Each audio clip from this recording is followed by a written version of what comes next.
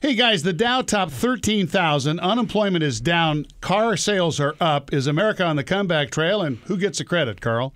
Well, not only that, I'll add to that the GDP, the rate of growth, was up to 3% for the fourth quarter of last year. It was revised up from 2.8 to 3%. That's 10 quarters of growth since the Great Recession caused by the supply-siders hit us in 2007. Yes, all economic numbers are up. We hope for good job reports tomorrow. And I think the biggest news of this week politically was not the primaries. It was President Obama in front of the UAW saying, Romney, Santorum would have let you die. You're back. America is back. We made the right decisions, and it wasn't a cave into the unions. Unions gave a lot. Management gave a lot for America. We saved an industry. That's how we're moving forward. Michael Berry. I didn't hear reference to $4 gas and $5 in L.A. and New York. No, the economy's not back. But if it were, it would be the American economy, the private sector that could be responsible for that. The government's not part of our GDP. The government takes money. It doesn't create it.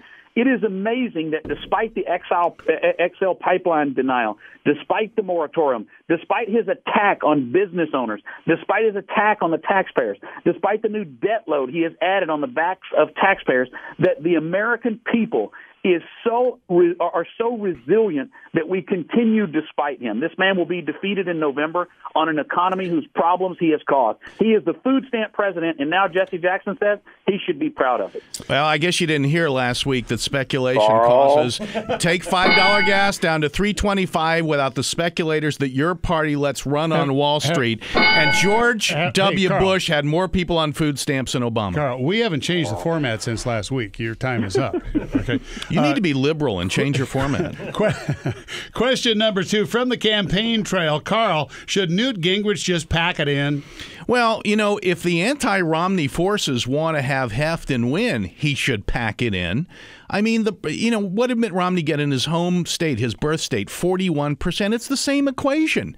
He's got 3 people on the other side. He's got Ron Paul and Rick Santorum and Newt Gingrich who are splitting the anti-Romney vote. If Newt Gingrich didn't have such a big ego and really wanted right-winger and right-wing philosophy to win the Republican primary in some person or other, he would get out and give Rick Santorum a chance to actually go one-on-one with Mitt Romney. He should get out. His ego won't let him. Michael. Well, I think Carl's right about that. If Gingrich gets up, then there is a clear path for Santorum to win. And he would have to get out today or tomorrow to give him time in the South, particularly on Super Tuesday states, to allow Santorum to close, to win Ohio, to win Georgia, to win some of those states. But I don't think he will. He's so good in the debates. He's such a bright guy, but he runs a terrible campaign. And I think Carl's right about this. His ego is too much for him to bow out. Should he bow out? It's totally up to him. I don't call on candidates to get out. If he wants to defeat Romney, which I think he desperately does, he should get out for that. By staying in, he's pretty well ensuring that Romney will be the nominee. So we have agreement on one issue. Final question, and Michael, it's to you. Who's the big winner on Super Tuesday next week?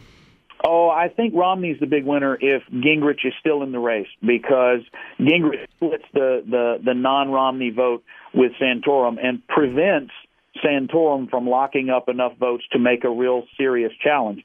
You saw when Gingrich got out in Missouri, what happened is Santorum collected 55% of the vote, I think it was.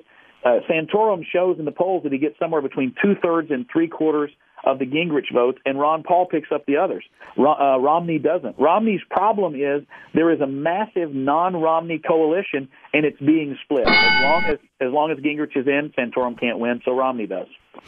I think the big winner are the Democrats and the Democratic Party as long as this goes on. And I hope Rick Santorum can stay in as long as possible. Look, Mitt Romney desperately wants to tack back to the center. You saw this yesterday when he has been long talking about the contraceptive is a war on religious liberties, the access to contraceptive health. So then he says, I would be against the Blunt Amendment.